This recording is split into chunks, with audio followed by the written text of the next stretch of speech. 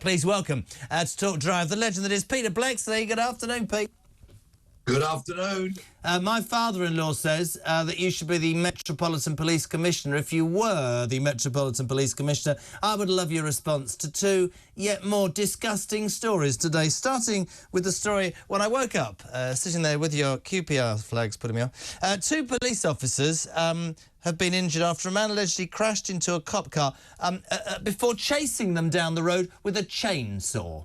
I know, obviously, a chainsaw's dangerous, but when you see that image, Pete, when you see a member of the public chasing the police with a chainsaw and they are running or driving away, what message does that send? I'm not trying to be disrespectful to those who have been injured, but what does that say about our streets, pal?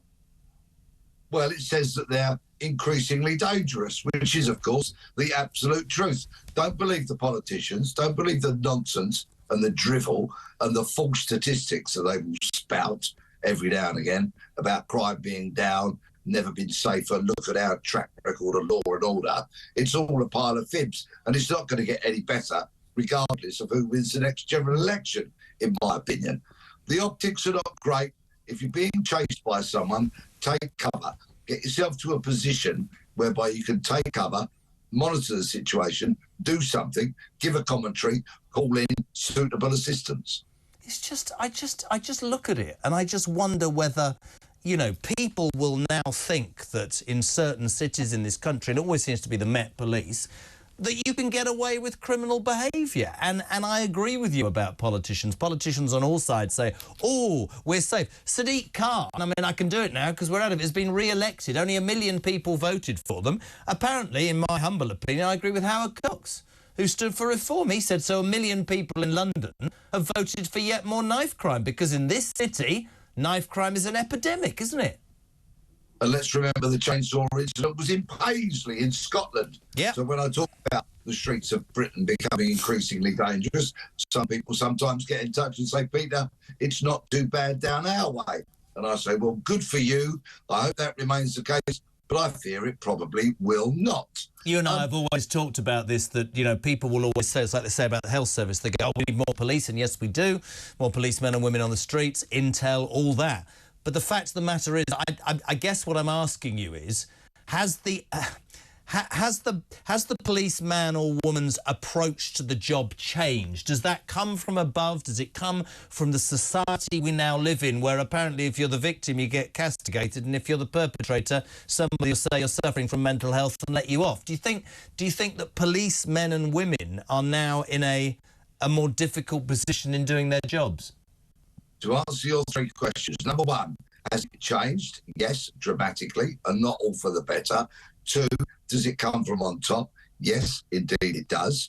And thirdly, police officers have my sympathy to a certain degree because they face a very challenging job these days, but it's their bosses that have turned it from a police force into a community breakdown service, which is what so much of frontline policing is. If your car breaks down, you call the AA, the RAC or some other breakdown service. When society breaks down, the police get called.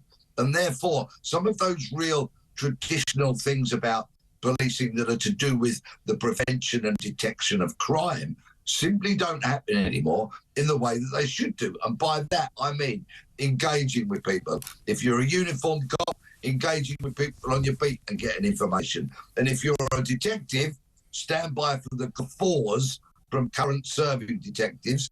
If you're a detective, go in the pub and have a drink with some criminals. Oh, you can't do that. But this is the point that I'm trying to ask you. Do you think that it's all rule book, it's all spreadsheet, it's all box ticking, and the essence of being a policeman or woman and getting amongst the community and finding out what makes the community tick, finding out the rotten apples, weeding them out with information and informants, that's gone? Because what? That's not politically correct, or that's not fair? What about the people who have having crimes committed against them?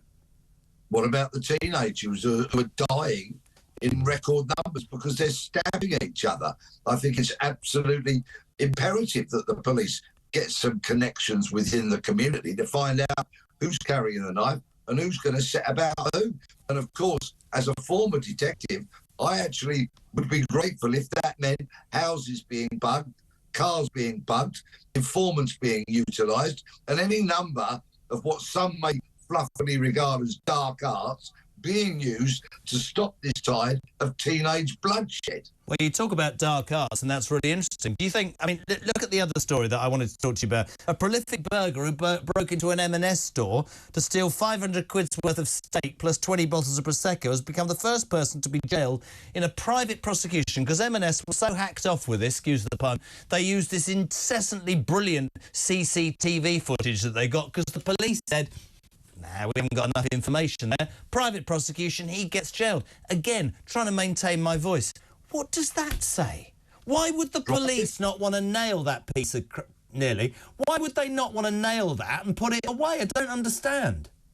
A private prosecution bought by a company which is owned and led by a former Detective Chief Inspector, Dave McKelvey, who I know and who was an outstanding leader of men and women and got so cheesed off with the Metropolitan Police that eventually he felt like he was drummed out, and he set up this company which puts what they call bobbies on the street, who do a brilliant job in various areas around London and the home counties.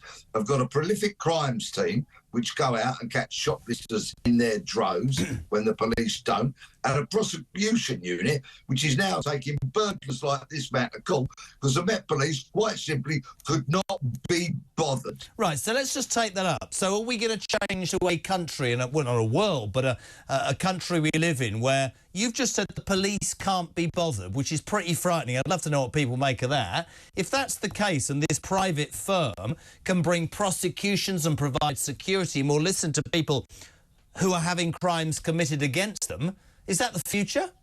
Is that the future? Oh, yes, undoubtedly, because the current model of policing is no longer fit for purpose because all those police leaders with their spreadsheets and their pseudo-intellectual claptrap and their degrees have run policing into the ground and barely made it fit in terms of being able to investigate burglary, car crime, shoplifting, phone theft, bicycle theft, fraud, and the list goes on and on and on. Yeah, private companies are going to take over. And it will not be very long before somebody who's paying their hard-earned money to a private company to patrol their street and keep it safe turns around and refuses to pay the policing precept, that is the policing percentage of their council tax, because they'll say, the police don't patrol my streets, they do not keep me safe, but this company does. So I'm not paying you for the policing, I'm going to pay this company instead. That stated case is coming our way, I reckon, very soon. I just think it's, yeah, listen, the world changes. It's like private medicine. It's like all sorts of things. But it's pretty frightening to think that you are saying, a man who I listen to all the time, is saying that that is potentially what will happen down the road. And to think that the police are supposed to be the body we look up to, we respect, we're frightened of, we're respectful to, etc., etc., that's disappeared. And for you now, I mean, I thought you were really interesting when you said about the dark arts. Would you work, not if you were given a job, would your methods, would your approach work in the police today, Peter?